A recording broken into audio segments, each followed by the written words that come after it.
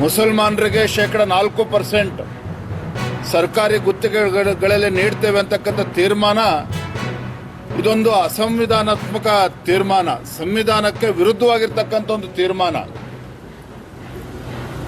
ಸಂವಿಧಾನದಲ್ಲಿ ಒಂದು ಧರ್ಮದ ಆಧಾರವಾಗಿ ಮೀಸಲಾತಿಯನ್ನು ಕೊಡಬೇಕು ಅಂತೇಳಿ ಎಲ್ಲೂ ಕೂಡ ಉಲ್ಲೇಖವನ್ನ ಮಾಡಿಲ್ಲ. ಆದರೆ ಕಾಂಗ್ರೆಸ್ ಸರ್ಕಾರದ ಈ ನಿರ್ಧಾರ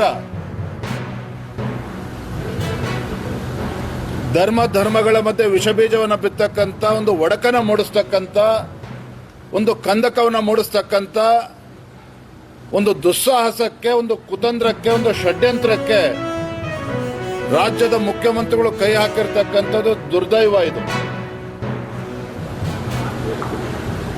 ಒಂದು ಓಲೈಕೆ ರಾಜಕಾರಣ ಎಷ್ಟರ ಮಟ್ಟಕ್ಕೆ ಬಂದು ನಿಂತಿದೆ ಅಂತ ಹೇಳಿದ್ರೆ,